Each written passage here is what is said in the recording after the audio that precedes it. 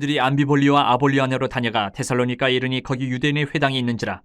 바울이 자기의 권리대로 그들에게로 들어가서 새 안식일에 성경을 가지고 강론하며 뜻을 풀어 그리스도가 해를 받고 죽은 자 가운데서 다시 살아나야 할 것을 증언하고 이르되, 내가 너희에게 전하는 이 예수가 곧 그리스도라 하니, 그 중에 어떤 사람 곧 경건한 헬라인의 큰 무리와 적지 않은 귀부인도 권함을 받고 바울과 실라를 따르나, 그러나 유대인들은 시기하여 저자의 어떤 불량한 사람들을 데리고 때를 지어 성을 소동하게 하여 야손의 집에 침입하여 그들을 백성에게 끌어내려고 찾았으나 발견하지 못하매 야손과 몇 형제들을 끌고 읍장들 앞에 가서 소리질러 이르되, 천하를 어지럽게 하던 이 사람들이 여기도 이르매 야손이 그들을 맞아들였도다. 이 사람들이 다 가이사의 명을 거역하여 말하되 다른 임금 곧 예수라 하는 이가 있다 하더이다 하니, 무리와 읍장들이 이 말을 듣고 소동하여 야손과 그 나머지 사람들에게 보석금을 받고 놓아주니라.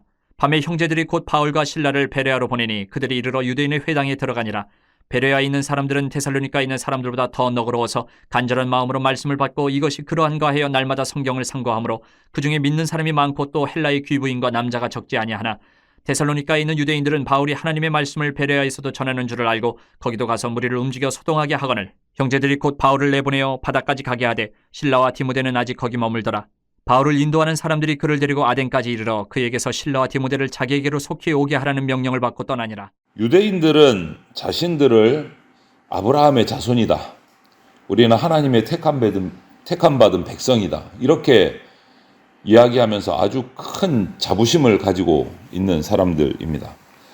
그런데 이 사도 바울의 전도 여행의 과정들을 살펴보면 하나님의 백성이라고 말하기는 이 유대인들이 어울리지 않는 태도가 자주 나타납니다. 그래서 세례 요한은 누가복음 3장 8절에 보면 이런 얘기를 한 적이 있어요. 이 유대인들을 가르쳐서 하나님은 능히 돌들로도 아브라함의 자손을 만드실 수 있다, 이렇게 표현한 적도 있어요.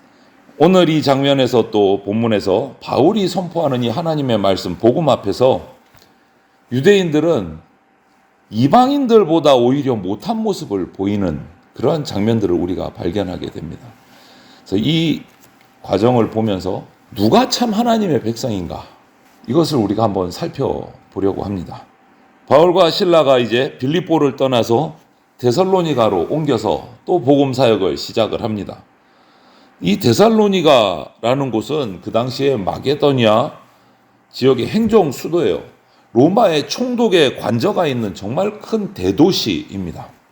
그런데 그 대도시에 유대인들의 또 회당도 있었던 것 같아요. 그래서 앞서 회당이 없었던 그 빌립보에서는 기도할 곳을 찾아서 강가로 가기도 하고, 이렇게 길가에서 복음을 전하기도 하고, 그러다가 잡혀서 들어가서 옥중에서 또 복음을 전하기도 하고, 이렇게 환경이 참 여의치 않았는데, 이제 데살로니가에 와서는 오늘 기록을 보니까 회당에서 3주나 안식일에 성경을 강론할 수 있게 된 거예요. 환경적으로는 정말 좋은 환경을 만난 겁니다. 이런 빌립보와 데살로니가로 이어지는 이 환경들을 보면서 좋든 나쁘든 오늘 내가 있는 그 자리가 주님께서 복음 전하라고 주신 자리가 아닌가, 자리가 좋든 나쁘든 이런 것들을 우리가 한번 기도하면서 한번 그 자리를 내가 하나님이 오늘 나를 왜 이 자리에 보내셨을까 한번 묵상하고 또 복음을 전할 수 있으면 좋겠습니다. 바울은 오늘 이렇게 3주 동안 데살로니가에서 회당에서 말씀을 전할 수 있는 좋은 기회를 맞이했습니다. 그래서 예수님을 그리스도다라 이렇게 가르쳤어요. 예수님을 그리스도다라고 말한 것을 보면 이 회당에는 이방인들도 있었겠지만 주로 유대인이 많았겠구나 하는 것을 우리가 느낄 수 있는 게, 이방인이 아니라 유대인이기 때문에 오히려 그들에게 예수가 그리스도다라고 이렇게 표현을 한 것 같아요. 앞서 빌립보에서 보면 그리스도다라는 것을 이해를 못하기 때문에 이방인들 앞에서는 예수님을 주인이다, 가이사와 비교를 해서 주인으로 이렇게 설명을 하고 복음을 전했던 것을 보면, 여기서는 예수님을 그리스도다라고 해당해서 말한 것들 보면 유대인들이 좀 더 많았던 것 같아요. 그렇게 유대인들이 있는 회당에서 이방인들도 소수가 있고 그곳에서 3주나 예수님을 그리스도다라고 전했어요. 그런데 정작 결과를 보면 이 바울이 전한 성경의 가르침, 복음을 듣고 예수님을 영접한 사람들은 유대인이 아니라 회당을 출입하는 이방인들이었어요. 3절 4절을 보면 경건한 헬라인과 귀부인들 이렇게 표현을 해요. 오히려 그 회당을 채우고 있는 유대인들은, 다수를 차지하고 있는 유대인들은 오히려 바울을 방해하고 심지어는 저자의 불량배들을 동원해서 거짓말로 바울을 협박했어요. 정반대의 상황이 나온 겁니다. 어처구니 없게도 그들이 바울과 실라 일행을 그 고발한 내용을 보면 7절을 보면 가이사의 명령을 거역했다, 이 사람들이. 이렇게 돼 있어요. 여러분, 하나님의 택함 받은 백성이라고 말하는 유대인들이, 나는 하나님의 백성이야, 아브라함의 자손이야, 이렇게 말하는 유대인들이 바울과 실라를 고소하는 내용이 뭡니까? 하나님이 온 땅의 왕이라고 주장해야 되는 그 하나님의 백성이라고 하는 유대인들이 로마 황제의 명령을 거역했다고 바울을 고소하고 있어요. 참 이상하지 않습니까? 하나님을 전하고 예수 그리스도를 전하는데 이 사람이 로마 황제 가이사의 명을 거역했습니다. 이건 뭐가 좀 이상한 거예요. 이 사도행전을 적은 누가는 이들의 이런 모습들, 유대인들의 이중적인 모습들을 기록하면서 혈통적으로 유대인이라고 해서 전부 다 유대인, 하나님을 섬기는 백성이 아니다, 전부 다 하나님의 백성이라고 말할 수 없다, 이거를 얘기하고 있는 거예요.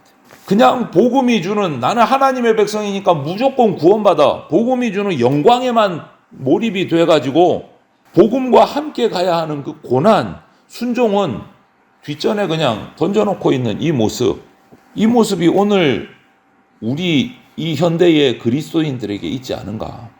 있어요, 여러분. 교회 다니면 예수님 믿으면 복 받는다, 거기에만 몰입하고 있어요. 예수님 믿으면 복 받고 풍성하게 살다가 천국 간다, 거기에만 올인돼 있어요. 맞습니까? 아니잖아요. 어제 우리 수요일 말씀에서도 제가 예를 들은 말씀이 디모데후서 말씀이요. 예수님과 함께 건강하게 살아가려는 사람은 박해를 받는다, 고난이 같이 옵니다. 이것을 우리가 꼭 기억하면서 혹시 내가 이 혈통적인 유대인들처럼 영적인 교만에 빠져 있지는 않은가, 기복주의 신앙에 빠져 있지 않은가, 늘 돌이켜보고 살펴야 됩니다. 바울은 이렇게 빌립보서도 복음을 전하다가 또 박해를 받아서 피해서 데살로니가로 왔어요. 또 데살로니가에서도 지금 전하는데 또 박해가 시작이 돼요. 그러니까 또 이제 베레아로 또 피신을 할 겁니다. 또 베레아에서도 또 피신해서 아덴으로까지 갈 겁니다. 이렇게 계속 피해 다니면서 복음을 전해요. 그때마다 제자들이 생깁니다. 여러분, 우리에게 닥치는 복음으로 인해서 우리가 받게 되는 고난을 맞이했을 때 피할 것이냐, 고난을 정면 돌파할 것이냐, 이것을 분별하는 기준을 잘 살펴야 됩니다. 바울은 이때는 계속 피했어요. 왜? 성령께서 인도하시니까. 우리가 고난을 피할 것이냐, 고난을 마주대해서 정면 돌파할 것이냐의 기준은 나의 안전이 아니고 하나님의 뜻에 따라 해야 됩니다. 기준이 하나님의 뜻이어야 됩니다. 정면 돌파해서 순교하라고 하면 순교해야 되고, 지금은 그때가 아니라 피해서 다른 곳에 가라 그러면 다른 곳으로 가야 되는 거예요. 내 안전이 아닌 거예요, 기준이. 바울을 보십시오. 옥중으로 잡혀 들어가기까지 복음을 전할 때도 있었고, 이것처럼 재빠르게 피해서 다른 지역으로 옮길 때도 있었어요.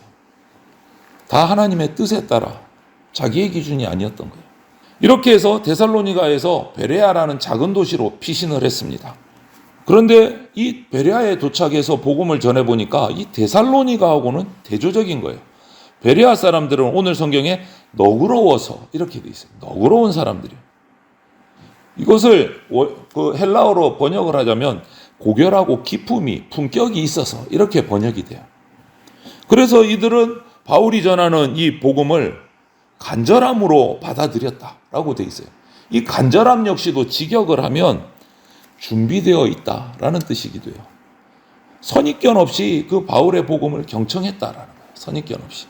그렇다고 해서 무작정 베레아 사람들은 바울의 말은 무조건 다 믿었다, 이런 뜻은 아닙니다. 그 다음을 보면 바울의 말을 정말 진지하게 선입견 없이 경청을 한 다음에 11절을 보면 어떻게 되어 있습니까? 그것이 정말 그런가 하여서 성경을 날마다 상고했다, 이렇게 되어 있어요. 바울이 말하는 그 말이 성경에서 정말 그러한지를 검토하면서 날마다 성경을 읽고 묵상했다. 무작정 받아들인 게 아니에요. 이 베레아의 이런 사람들처럼 열린 마음으로 오늘날 우리도 성경을 읽고 묵상하고 살피면 결국 예수님이 우리의 구세주 그리스도이심을 깨닫게 돼 있어요. 결국 그 결과는 어떻게 됩니까? 예수님을 믿는 사람들이 많아졌어요. 유대인들뿐만 아니고 헬라인 중에서도 믿는 사람들이 많아졌다. 12절에 기록하고 있어요. 그런데 여기서 또 한번 문제가 생깁니다. 바울이 자기들을 떠나서 베레아에서 복음을 전하고 있다는 이 소식이 데살로니가에 전해져서 데살로니가에 있던 그 유대인들이 베레아까지 바울을 찾아와 가지고 소동을 일으키고 이 유대인들이 방해를 하는 거예요. 데살로니가에 있던 유대인들이. 이런 유대인들의 모습과 베레아의 이 간절함으로 복음을 받는 이 베레아 헬라인들을 비교해 보면 유대인이라고 다 유대인이 아니구나. 오늘날로의 말로 바꿔보면 이래요. 교회 다닌다고 다 성도가 아니구나 라는 말이 되어버리는 거예요. 참 마음 아픈 모습이죠.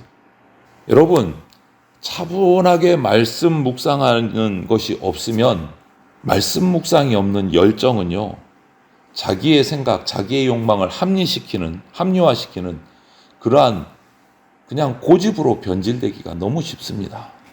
율법을 자기 마음대로 해석한 유대인들이 지금 바울을 따라다니면서 복음을 방해하는 걸림돌이 되고 있는 것을 보면 우리가 알 수 있어요. 말씀을 듣고 차분하게 말씀이 그러한가 하여 성경을 상고하는 베레아 사람 헬라인들을 보면 이 사람들이 진짜 하나님의 백성이구나 하는 것을 우리가 보게 돼요. 여러분, 하나님의 말씀을 진지하게 받아들이는 사람은 결국 진리를 깨닫고 하나님의 백성으로 살아가게 돼요. 우리는 여기서 살펴야 됩니다. 내가 하나님의 말씀을 얼마나 진지하게 묵상하고 받아들이고 있는가. 나를 반성해 봐야 돼요. 혈통적인 유대인이라고 모두 다 하나님의 백성이 아닌 것처럼 우리도 똑같습니다. 내가 기독교 집안에서 태어난 모태신앙으로 지금까지 교회를 벗어난 적이 없다고 해서 오래 신앙생활 몇십 년 했다는 그것만으로 내가 하나님의 백성이다? 아니요. 그렇지만은 않습니다. 오늘 이 본문을 보면 그래요. 우리도 오늘 이 베레아의 이 간절함으로 말씀을 경청하고 상고하고 진지하게 말씀을 받아들인 이 베레아 사람들처럼 우리도 하나님의 말씀을 진지하게 듣고 말씀을 읽고 묵상하면서 확인하며 깨달은 대로 적극적으로 순종하는 그러한 참된 하나님의 백성의 모습을 우리가 갖추어 나갈 수 있기를 주님의 이름으로 축원을 드립니다. 아멘.